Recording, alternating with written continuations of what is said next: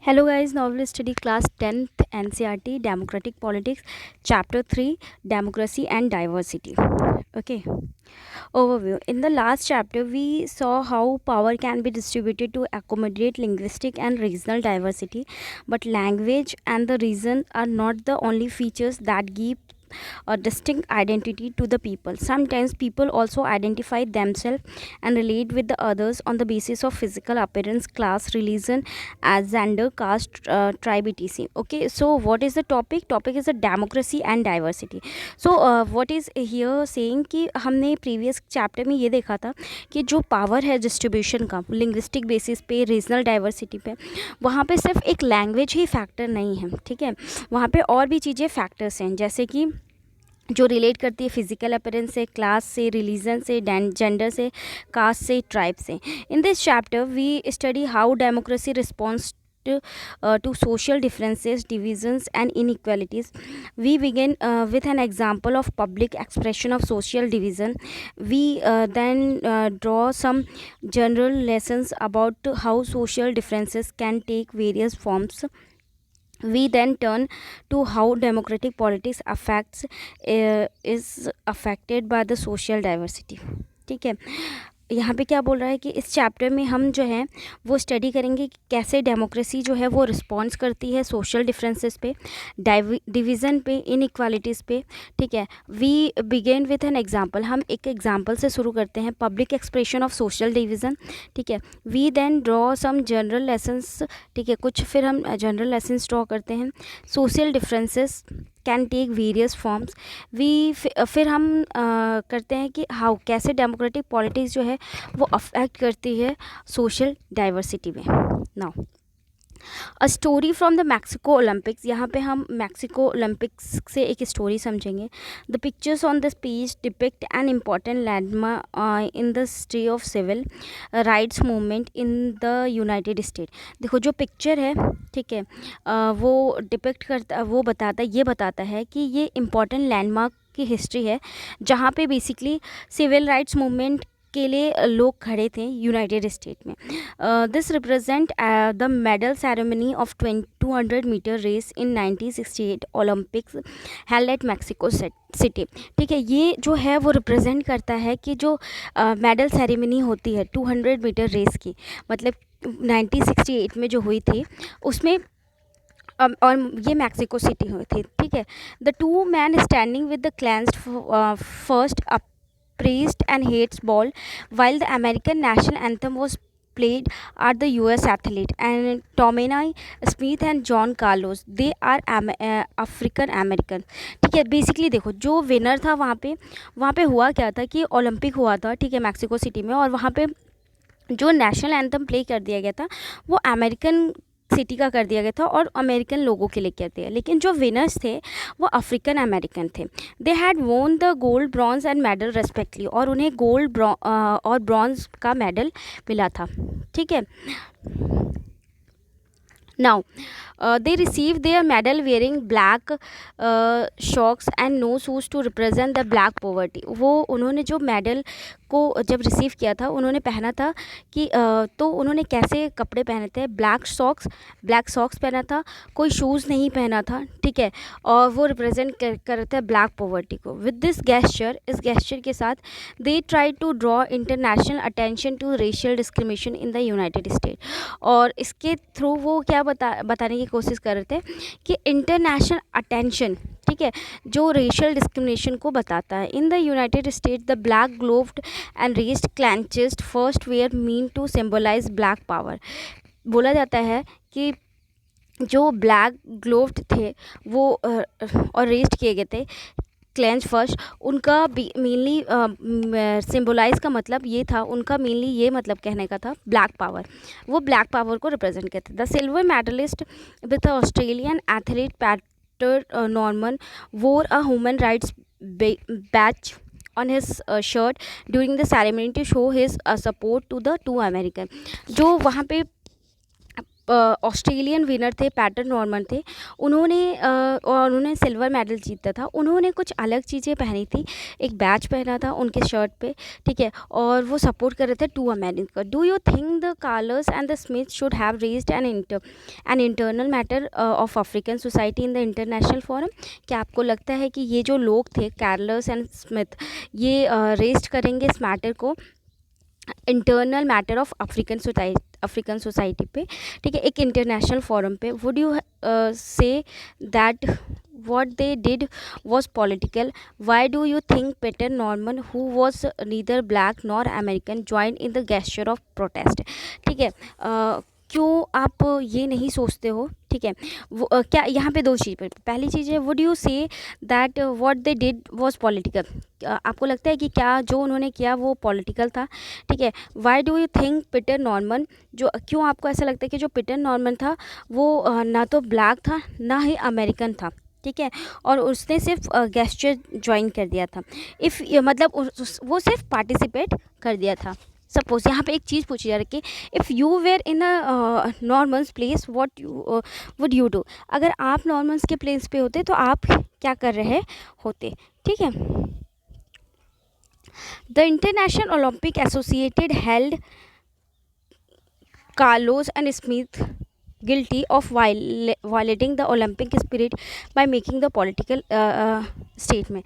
देखो यहाँ पे बोला है जो इंटरनेशनल ओलंपिक हुई थी, कार्लोस और स्मिथ जो उसमें जीते थे, वो कहीं ना कहीं ओलंपिक की जो स्पिरिट है, ठीक है, जो पॉलिटिकल स्टेटमेंट की वजह से ओलंपिक की जो स्पिरिट है उसको ख़त्म कर रहे हैं, ठीक है।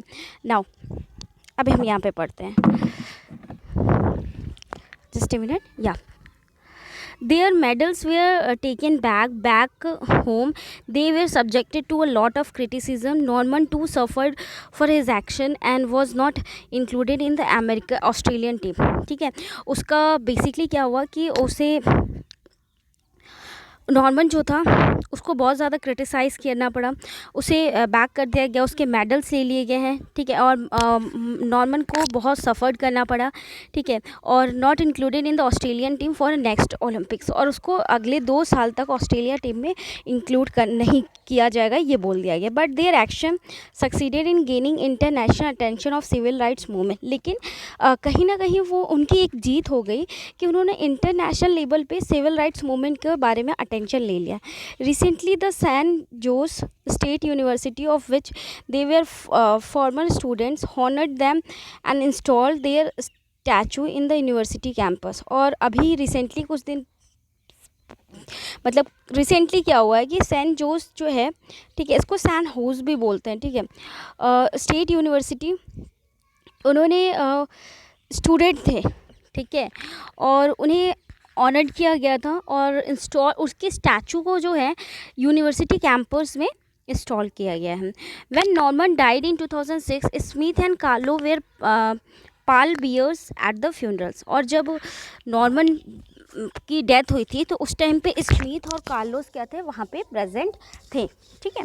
तो बेसिकली इस स्टोरी से हमें क्या समझ में आता है कि ठीक है, अगर चीज़ें डेमोक्रेटिक वे में हैं, ठीक है, तो हम कहीं ना कहीं उसे हम एक लोगों तक पहुंचा सकते हैं, मतलब हम सबको अधिकार है, ठीक है। ये आप देख सकते हो, इनकी स्टैचू बनी गई है, okay.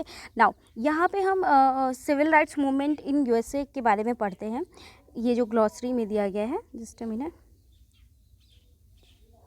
Civil rights movement in the USA 1954-1968 refers to a set of events and reform movement। जो 1954 से 1968 तक जो सिविल राइट्स मूवमेंट हुआ था यूएस में, वो रिफर्स करता है set of events and reforms movement, ठीक है।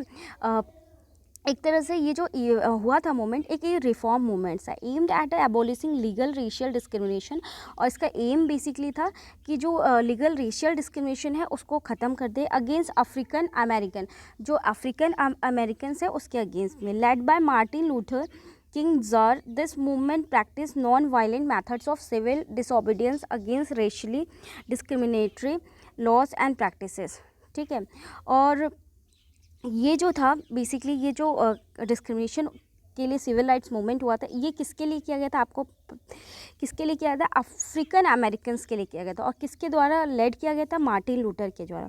ये जो मूवमेंट था ये बेसिकली नॉन वायलेंट मूवमेंट था और इसमें सिविल डिसोबीडियंस को अडॉप्ट किया गया था against racial discriminatory loss and practices. Now African American black or black are the terms used to refer mainly to the descendant of African who were the brought into the America as slaves between the 17th century and early 19th century। देखो African American किसको बोलते हैं, ठीक है, African American उन people को बोलते हैं बेसिकली जो ब्लैक अमेरिकन होते हैं, ठीक है। ब्लैक आर द टर्म्स जो बेसिकली रिफर करते हैं उनके लिए वो अफ्रीकन्स जिनको अमेरिका लेके आया गया था, बंदी बना के लाया गया था 17th और 19th सेंचुरी में। अफ्रीका से कुछ लोगों को अमेरिका लेके आया गया था एक स्लेव के फॉर्म में। The black power The movement emerged in 1966 and lasted till 1975, which was more militant anti-racist movement advocating even violence if necessary to end racism in the USA। Black power के बारे में पढ़ते हैं।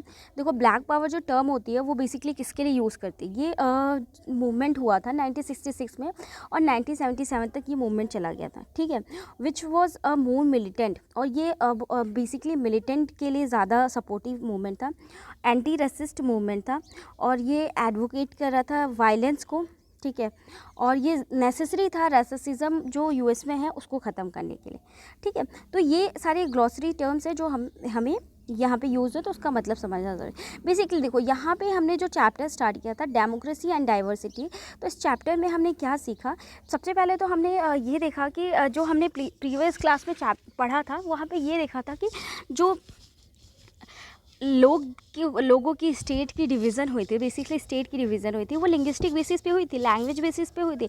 But सिर्फ language और linguistic basis ही एक factor नहीं था, उसके अलावा भी बहुत बड़ा फैक्टर था, ठीक है, जैसे रिलीजन, कास्ट, उनकी कल्चरल डाइवर्सिटी, एनीथिंग, ये सारी चीज़ें, ठीक है। नाउ उसके बाद हमने एक स्टोरी पढ़ी मैक्सिको ओलंपिक्स की, ठीक है, जो फ्रॉम मैक्सिको ओलंपिक्स से थी वो स्टोरी पढ़ी। और यहाँ इस स्टोरी में हमने समझा कि जो भी चीज़ें होती हैं अगर आपको डेमोक्रेटिकली एक्टिव हो, ठीक है, जो आप कितने भी ज़्यादा डाइवर्स नेचर के हो, कितनी भी ज़्यादा डाइवर्सिटी से बिलोंग करते हो, लेकिन अगर आपके साथ डेमोक्रेटिक्स है तो आप उसको सक्सीड कर सकते हो। यहाँ पे हमने एक ओलंपिक का एग्जांपल देखा कि जो यूएस में न्यूयॉर्क में आई गेस हुआ था, हाँ यूनाइटेड स्टेट में हुआ था, मैक्सिको सिटी में। तो बेसिकली वहाँ पर जो हुआ था तो वहाँ पर जब उन्हें मेडल दिए जा रहे थे तो वहाँ पर सिर्फ अमेरिकन नेशनल एंथम को प्ले किया गया था, जबकि वहाँ पर जो विनर्स थे वो अफ्रीकन अमेरिकन थे, वो भी थे और कुछ अफ्रीकन ही थे, ठीक है, कुछ अमेरिकन थे। तो क्या हुआ कि उनको एक तरह से ठेस पहुंची, ठीक है, एक मतलब लगा कि वी आर द विनर्स, सो हमारे भी नेशनल एंथम प्ले होने चाहिए, हमारी तो यहाँ पे कोई एग्जिस्टेंस नहीं है, ठीक है। अगर हम बात करें अफ्रीकन अमेरिकन पीपल की, तो अफ्रीकन अमेरिकन पीपल वो कहलाते थे जिनको 17th और 19th सेंचुरी में स्लेव बना के अमेरिकन ने लाया था और उन्हें अफ्रीका से लाया था और अमेरिका में रख दिया। तो जस्ट थिंक कि अगर आपको किसी कंट्री से स्लेव बना के लाया जा रहा है, ठीक है, तो आप हमेशा तो एक स्लेव जैसे ही फेस करोगे ना, आपको फील होगा। लेकिन अगर मान लो ओलंपिक जैसे गेम में, हाई लेवल गेम में अगर आप जीतते हो और आपको ब्रॉन्ज, सिल्वर, गोल्ड मेडल मिलता है, लेकिन वहाँ पे भी आपकी कंट्री की रिस्पेक्ट नहीं होती, तो ऑब्वियसली ये तो हर्ट की बात है ना। तो हुआ क्या कि उन्होंने बहुत ज़्यादा मूवमेंट किया, सिविल राइट मूवमेंट किया, लेकिन एट लास्ट क्या हुआ गया कि उन्हें हटा दिया गया और उन्हें बोल दिया गया कि आप ऑस्ट्रेलिया की जो टीम है ओलंपिक की उसमें पार्टिसिपेट नहीं कर सकते, उन्हें गेम से ही हटा दिया। तो एक तरह से उनका करियर भी ख़राब हो गया। लेकिन कहीं ना कहीं इस लड़ाई का कंक्लूज़न ये निकला कि उनकी जो ये मूवमेंट थी वो एक इंटरनेशनल लेवल पे आ गई, लोगों को ये चीज़ें कहीं ना कहीं समझ में आ रही थी कि हाँ ये चीज़ तो गलत हो रहा है, तो वो इंटरनेशनली फेमस हो। और लास्ट में जो एक यूनिवर्सिटी थी वहाँ पर भी इनकी स्टैचूज़ लगी हुई थी, आप ये स्टैचूज़ देख सकते हो, ये देखो स्टैचूज़ है, ये है इन 2005 the San Jose State University installed a 20-foot high sculpture representing the protest by Tommy Smith and John Carlos. A photograph of original medal ceremony in 1968 is on the top। देखो यहाँ पे basically देख सकते हो कि 2005 में एक university थी जिसका नाम था सैन जोस स्टेट यूनिवर्सिटी। उसने 20 फुट हाई स्कल्पचर्स रखे थे जो कि ये रिप्रेजेंट कर रहे थे कि जो स्मिथ और कार्लोस थे जिन्होंने मूवमेंट सिविल राइट मूवमेंट किया था उनको प्रोटेस्ट करने के लिए।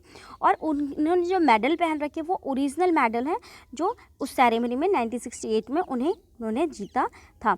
ठीक है, तो बेसिकली ये सारी चीज़ें हमने यहाँ पे पढ़ी। तो आई होप कि आपको समझ में आ गया होगा। Will come to the next class with the next topic.